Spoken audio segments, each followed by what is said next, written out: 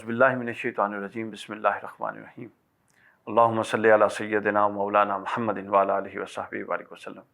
अस्सलाम वालेकुम ख़वातीन हज़रात, AB एंटरटेनमेंट के तरबियती इस्लाही प्रोग्राम तालीमुल कुरान के साथ मैं हूं अली वक़ार कादरी और मेरे साथ मेरी टीम प्यारे प्यारे बच्चे मौजूद हैं। आपके इल्म में है कि हम प्रोग्राम के पहले हिस्से में कुरान मजीद की आयात बय्यनात का कुछ हिस्सा पढ़ते हैं और फिर उनकी मुख्तसर तशरीह और तौज़ीह हम कर देते हैं, और प्रोग्राम के दूसरे हिस्से में हम अखलाकी और मुआशरती दीनी कदरों से मुताल्लिक़ कोई अहम इशू उस पर हम बात करते हैं। पिछले प्रोग्राम में हम सूरह अन-नबा, जो हमारा सिलसिलावार सूरह अन-नबा का दर्स और सबक चल रहा है, सूरह अन-नबा की आयत नंबर 23 तक का मुताला कर चुके हैं और उसके मुख्तलिफ़ पहलू, ख़ास तौर पे वो पहलू जो बच्चों की तरबियत और इस्लाह और अक़ीदे से मुताल्लिक़ हैं, अक़ीदे आखिरत से मुताल्लिक़ हैं और बास बादल मौत से मुताल्लिक़ हैं, उस पर हम बात कर चुके हैं, बच्चों को पढ़ा चुके हैं। आज हम आयत नंबर 24 से उसका आगे आगाज़ करेंगे। अभी तक 3 हिस्से गुज़र चुके हैं। पहला हिस्सा जो गुज़रा सूरह अन-नबा का, उसमें उनके जो कुफ़ार और मुशरिकीन थे उनके सवाल व जवाब का ज़िक्र किया कि वो एक दूसरे से पूछते हैं क्या ऐसा वाकई होगा, यानी हम मरने के बाद भी उठ जाएंगे। उसका अल्लाह ताला ने बयान फरमाया।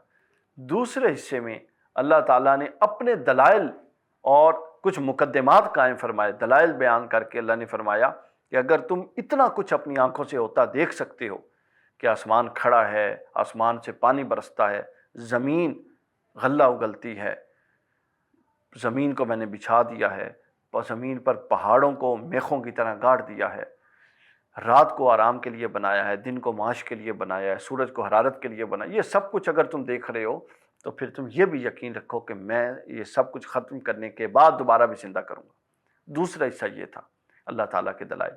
फिर तीसरा हिस्सा ये था कि क़यामत वाक़ई कैसे होगी, उसके अहवाल, सूर कैसे फूंका जाएगा, ये सारी चीज़ें हो गई। अब मौजू के हवाले से अगर मौज़ूआती तरतीब देखी जाए तो हम इस सूरत के चौथे मौजू पर हैं, और चौथा मौजू ये है कि जो लोग उस जो जहन्नुम का जिक्र आया कि वो मिरसाद है, घात लगाए हुए हैं, और जो सरकशों के लिए घात लगाए हुए हैं, जो लोग उसमें गिर जाएंगे पुल सिरात से। क्यों बच्चों, हम इसी मौजू पर पहुँचे थे कि पुल सिरात से जो लोग गिर जाएंगे, जिनके लिए जहन्नुम घात लगाए बैठी है, उनके साथ आगे का मामला क्या होगा, उसका अल्लाह ताला ने बयान फरमाया। औज़ुबिल्लाहि मिनश्शैतानिर्रजीम बिस्मिल्लाहिर्रहमानिर्रहीम ला यज़ूक़ून फ़ीहा बरदम वला शराबा। यहाँ से उसका आगाज़ किया कि वो खाएंगे क्या, वो पिएंगे क्या, उनके साथ मामला क्या होगा।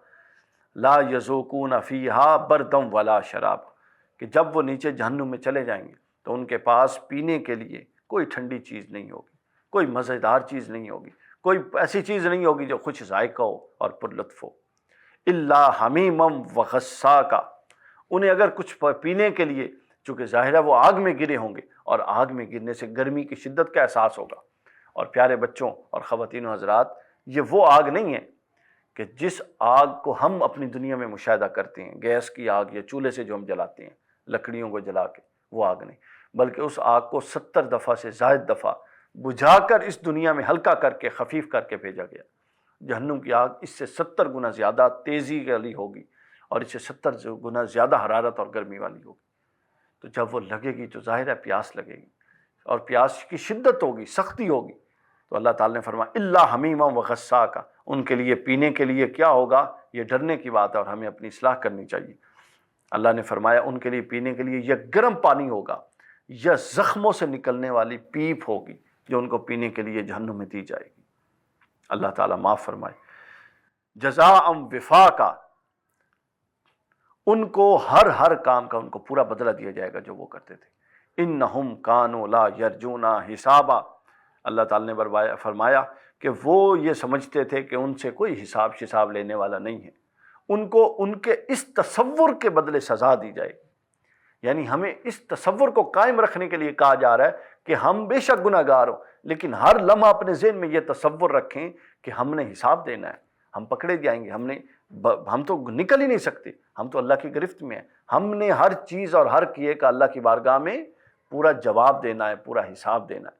और उनका जो कुफ़ार जहन्नुम में है, उनका एक रवैया अल्लाह बयान कर रहा है, इन्नहुम कानू ला यरजूना हिसाबा, वो किसी हिसाब की तवक्को ही नहीं रखते थे।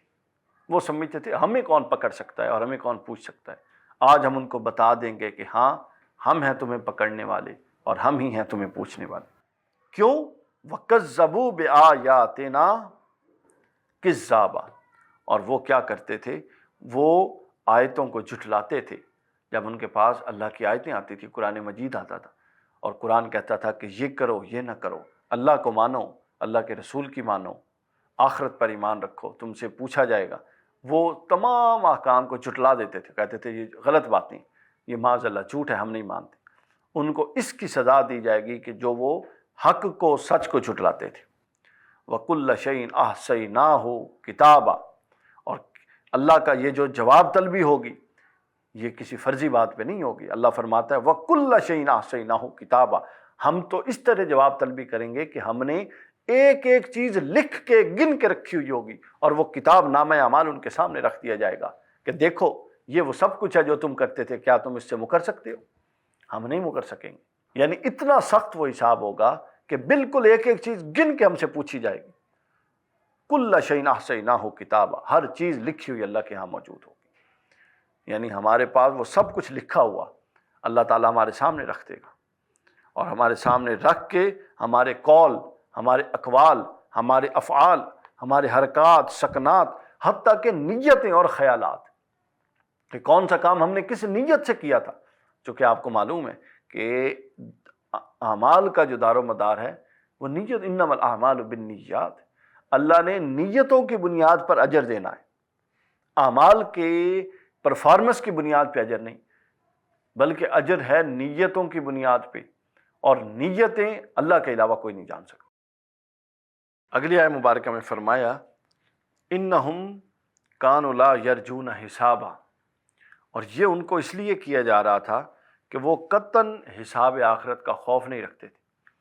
یعنی وہ چیزیں جو اللہ کی ناراضگی کا باعث تھیں، ان چیزوں میں ایک یہ چیز بھی باعث تھی کہ جو لوگ آخرت کے اور قیامت کے دن جواب دہی کے خوف سے آ رہی ہیں، یعنی اگر کوئی شخص یہ سمجھتا ہے کہ وہ تو جواب ہی نہیں دے گا اللہ کی بارگاہ میں، جو مرضی کرتا پھر وہ آزاد ہے، تو اس تصور کی بھی قیامت کے دن ان کو سزا ملے گی کہ وہ یہ کیوں سمجھتے تھے کہ ان سے کوئی جواب مانگنے والا نہیں ہے، حالانکہ وہ اللہ کی بارگاہ میں جواب دہ ہیں۔ آگے اگلی آیت میں فرمایا وَكَذَّبُوا بِآيَاتِنَا كِذَّابًا، اور وہ ہماری آیتوں کو خوب جھٹلایا کرتے تھے۔ اللہ کے نبی جو فرماتے، قرآن کی جو آیات آتی، وہ کہتے کہ نہیں ہم نہیں مانتے۔ کیوں نہیں مانتے؟ کبھی کہتے کہ ہماری سمجھ میں نہیں آتی، کبھی کہتے کہ یہ چیز تو ہمارے مفاد سے ٹکراتی ہے، کبھی کچھ مختلف ہیلوں سے اور مختلف بہانوں سے وہ کیا کرتے؟ اللہ کی آیتوں کا انکار کرتے تھے۔ اور آگے اللہ تعالیٰ نے بتایا کہ اللہ تعالیٰ کی جواب دہی کس سطح کی اور کس طرح سخت ہوگی۔ فرمایا وَكُلَّ شَيْءٍ أَحْصَيْنَاهُ كِتَابًا، اور ہم نے ہر چھوٹی سے چھوٹی چیز کو لکھ رکھا ہے ایک کتاب میں، نامہ اعمال میں۔ یہ نہیں ہوگا کہ ہم ان سے زبانی کلامی بات چیت ہوگی قیامت کے دن، یہ نہیں، بلکہ ایک ایک چیز جو یہاں کی ہے وہ لکھی ہوئی ان کے سامنے پیش کر دی جائے گی، گویا کہ یوں کتاب کھول کے آگے رکھ دی جائے گی، اور بندہ حیران ہوگا کہ یہ بھی میں نے کیا تھا، یہ بھی کیا تھا، جو کیا تھا وہ سارا کا سارا اس کے اندر رکھ دیا جائے گا۔ اور یہ دیکھیے آپ، قیامت کے دن بھی اور دنیا میں بھی جو اعمال کی قبولیت کو اور اعمال کے اجر کا اللہ کی طرف سے ایک پیغام ہے اور اللہ کی طرف سے ایک حکم ہے، وہ یہ ہے کہ اللہ تو ظاہر کو بھی جانتا ہے اور اعمال کے باطن کو بھی، نیتوں کو بھی جانتا ہے۔ اور آپ کو معلوم ہے کہ اعمال کا دار و مدار کس چیز پر ہے؟ نیتوں پر ہے۔ نیت درست ہوگی تو اعمال ٹھیک ہوں گے، اور اگر نیت غلط ہوگی تو اعمال کیا ہوں گے؟ اعمال سارے کے سارے غارت جائیں گے۔ تو ایک ایک چیز ظاہر بھی لکھا ہوگا، اور پھر اس کام کے کرنے کی نیت کیا تھی وہ بھی لکھی ہوئی ہوگی۔ اس کے بعد اگلی آیت میں اللہ تعالیٰ نے فرمایا جو اس ضمن میں جو کفار و مشرکین کے عذاب کا سلسلہ چل رہا ہے وہ بالکل آخر میں جا کے یہاں پر وہ ختم ہو رہا ہے۔ آگے فرمایا فَذُوقُوا فَلَن نَّزِيدَكُمْ إِلَّا عَذَابًا، اللہ ان سے فرمائے گا اے منکروں اب تم اپنے کیے کا مزہ چکھو، اب تب تو تم کرتے آئے کہ تم سے کوئی پوچھنے والا نہیں، اب اس کا مزہ چکھو۔ سو تم دنیا میں کفر و سرکشی میں بڑھتے گئے، اب ہم اس کے بدلے میں تمہارا عذاب روز بروز بڑھاتے جائیں گے۔ کچھ نہیں بڑھے گا تمہارا، صرف عذاب بڑھے گا۔ کیوں؟ چونکہ دنیا میں تم کچھ نہیں بڑھاتے تھے اپنے گناہ اور سرکشی کے علاوہ۔ یہاں آ کر سورہ النبا کی یہ آیت نمبر 30 تک ہم نے مطالعہ کیا، اور اس حصے میں ہم نے دیکھا کہ جو کفار و مشرکین اور ظالم لوگ ہوں گے جو اللہ تعالیٰ کے عذاب اور عطاب میں ہوں گے، ان کے ساتھ کیا معاملہ پیش آئے گا، وہ کیا کھائیں گے، وہ کیا پئیں گے، ان کے لیے پیپ دی جائے گی، ان کو گرم پانی دیا جائے گا، ان کے لیے کوئی اچھی چیز نہیں ہوگی، وہ کسی سکون میں نہیں ہوں گے، بلکہ ہر لمحہ وہ ان پر عذاب بڑھتا جائے گا۔ یہ سب کچھ اس لیے بیان کیا گیا ہے تاکہ ہم اپنی بھی اصلاح کریں، اپنی آنے والی نسل کی بھی اصلاح کریں، اور جو عذاب ہمیں سنایا گیا اس عذاب کے لیے خود کو بچائیں اس عذاب سے، اور نیک اعمال کے ذریعے تیاری کر لیں۔ اللہ تعالیٰ سے دعا ہے ہمارے حال پر لطف و کرم فرمائے۔ ابھی خواتین و حضرات بریک کا وقت ہے، بریک کے بعد پروگرام کے دوسرے حصے میں انشاءاللہ شامل ہوتے ہیں۔ تعلیم القرآن۔ ویلکم بیک خواتین و حضرات۔ پروگرام کے دوسرے حصے میں آپ کے علم میں ہے کہ ہم اخلاقی اور اصلاحی اور معاشرتی سوشل ویلیوز سے متعلق کسی نہ کسی ایک پہلو پر بات کرتے ہیں۔ آج ہم جس پہلو پر بات کریں گے وہ پہلو تسلسل میں ہے، کل بھی ہم نے پروگرام کے دوسرے حصے میں اس پہلو پر بات کی تھی، اور آج اس کو آگے جاری کریں گے اور مکمل کریں گے۔ وہ پہلو ہے حسن اخلاق کا۔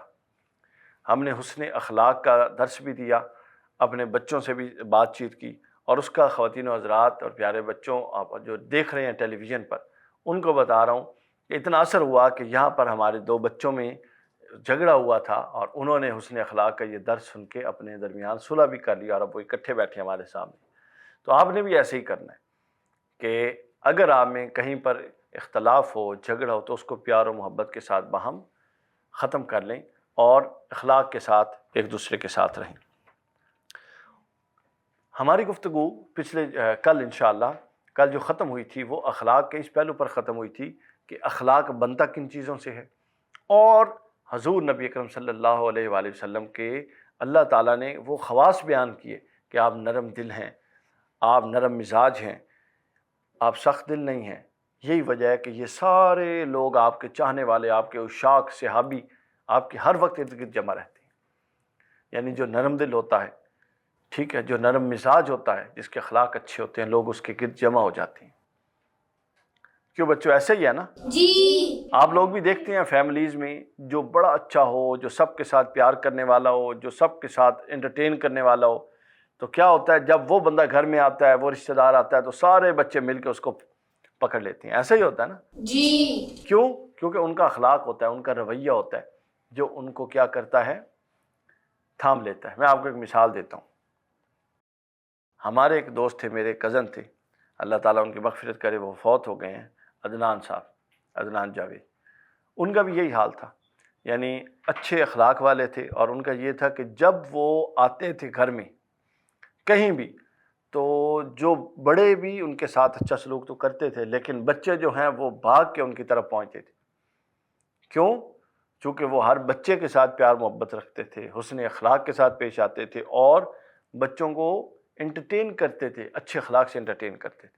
تو جو بھی اچھے اخلاق سے پیش آئے گا اس کے ساتھ لوگ جڑ جاتے ہیں، اور ملنا جلنا بھی لوگ اسی سے پسند کرتے ہیں جس کے اخلاق اچھے ہوں۔ جس کے اخلاق اچھے نہ ہوں، آپ کو کسی ایسے بندے کی طرف جانا پڑے، ایسے رشتہ دار کی طرف، کہیں محلے میں گلی میں ایسے گھر کی طرف جس گھر کی آنٹی یا انکل آپ اچھی طریقے سے نہیں بولتے، تو کیا آپ جائیں گے؟ نہیں۔ آپ امی سے کہتے ہیں نہیں ہم نے نہیں جانا، ہو دیکھے نا وہ انکل اتنی سختی سے بولتے ہیں، ہم نے نہیں جانا۔ اگر وہ پیار سے بولیں پیش آئیں تو آپ کہیں نہیں ہم نے جانا ہے۔ یہی وجہ ہے۔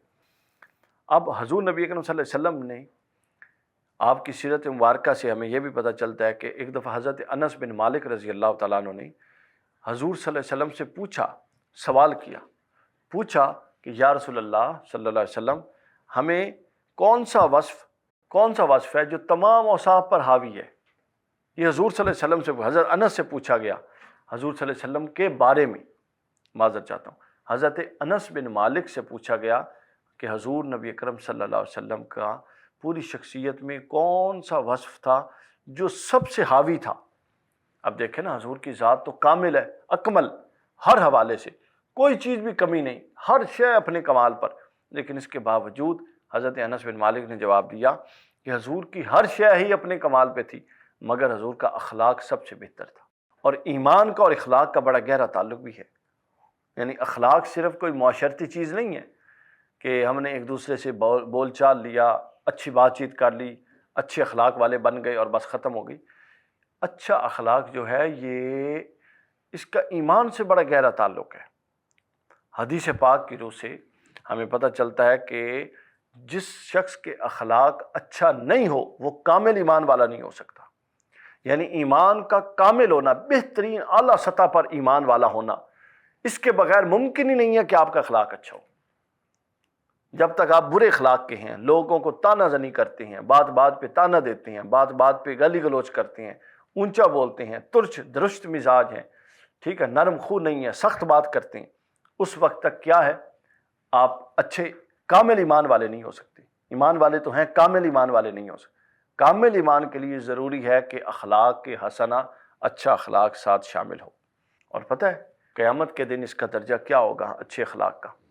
حدیث پاک میں ہے کہ جب میزان ایک ترازو ہے، اس میں ہر شخص کے اعمال قیامت کے دن تولے جائیں گے.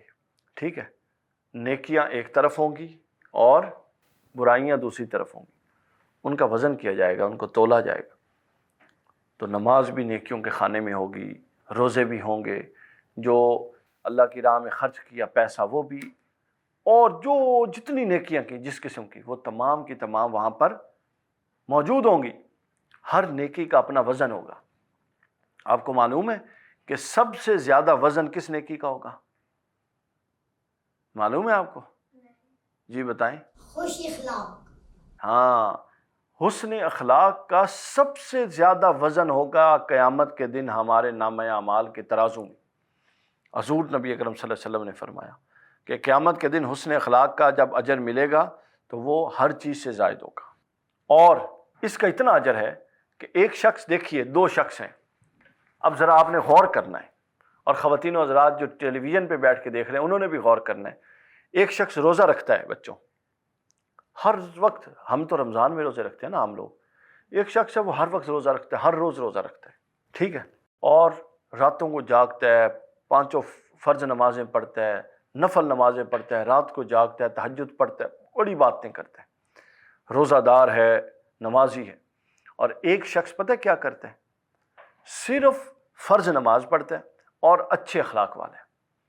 اللہ کی بارگاہ میں یہ دونوں برابر ہیں. یعنی ایک شخص سارا دن بھوکا پیاسا رہ کے، روزے رکھ کے جو اجر پاتا ہے نا، دن رات جاگ کے، اچھے اخلاق والا صرف اپنے اچھے اخلاق کی بنیاد پہ وہ اجر اللہ کی بارگاہ سے پا لیتا ہے. یہ اتنی اعلیٰ چیز ہے، یہ کوئی ہلکی پھلکی چیز نہیں ہے. لہٰذا ہمیں خود اپنی پریکٹس کرنی ہے. یہ پریکٹس سے ہوتا ہے. بچے خاص طور پہ، اگر آپ لوگوں کو ابھی غصہ شروع ہو جائے، سن رہے ہو نا میرا بیٹا، ابھی اگر غصہ شروع ہو جائے تو پھر آگے ساری عمر غصے میں گزرتی ہے. اپنے اوپر اس یہ پریکٹس ہے، اپنے اوپر کنٹرول. غصہ آ رہا ہوتا ہے، اپنے اوپر کنٹرول کریں، لیکن جب ریئیکٹ کریں تو اچھا کریں، روئیں نہ، آگے سے ریئیکشن نہ دیں، ٹھیک ہے، اپنے بہن بھائیوں سے لڑیں نہ، ٹھیک ہے، اپنے اوپر ضبط کریں، صبر کریں اور اچھے طریقے سے پیش آئیں. جب آپ تھوڑی دیر یہ پریکٹس کریں گے تو آہستہ آہستہ آپ کی عادت ہو جائے گی. اور آپ کو بتاؤں کہ حسن اخلاق کیا ہے؟ شیخ الاسلام نے اپنی کتاب، حضرت شیخ الاسلام نے اپنی کتاب حسن اخلاق میں لکھا ہے کہ اچھا اخلاق وہ ہوتا ہے جو بنانا نہ پڑے، بنا کے پیش نہیں کرنا پڑے کہ ابھی کوئی آیا ہمارے گھر میں اور ہم بڑے اچھے طریقے سے ہنس کے مل رہے ہیں. نہیں، ایسا نہیں، بلکہ اچھا اخلاق عادت بن جائے ہر وقت اچھی طرح سے ملنے کی، خوش ہو کے ملنے کی، مثبت انداز میں ملنے کی، ویلکم کرنے کی، وارم ویلکم کرنے کی عادت بن جائے. تو یہ کیا ہوگا؟ اگر اس طرح سے عادت بن جائے تو یہ کیا ہوگا؟ یہ اچھا اخلاق ہوگا. اگر تھوڑی دیر بنا کے ملیں گے تو وہ اچھا اخلاق نہیں ہوگا، وہ فرق ہوگا. تو لہٰذا ہمیں ہر وقت اچھے اخلاق کے ساتھ رہنا ہے، اچھے اخلاق سے پیش آنا ہے اور اچھے اخلاق والا بننا ہے، تاکہ لوگ ہماری عزت بھی کریں، معاشرے میں بھی ہمارا مقام ہو، خاندان گھر میں بھی ہمارا مقام و مرتبہ ہو، اور اللہ کے حضور بھی ہمارا مقام و مرتبہ ہو. اور کل قیامت کے دن جب ہمارا نامہ اعمال تلے تو اگرچہ کہ ہماری نیکیاں کم ہوں، لیکن حسن اخلاق ایک بڑی بھاری نیکی کے طور پہ ہمارے لیے مغفرت کا باعث بنے. خواتین و حضرات، اسی پیغام کے ساتھ ہم آج کی گفتگو کا اختتام کرتے ہیں. کل انشاءاللہ نئے موضوع کے ساتھ اور اپنے سلسلہ وار آیات کے تسلسل کو آگے بڑھاتے ہوئے آپ کی خدمت میں پیش ہوں گے. مجھے اجازت دیجیے. السلام علیکم ورحمۃ اللہ. مشکل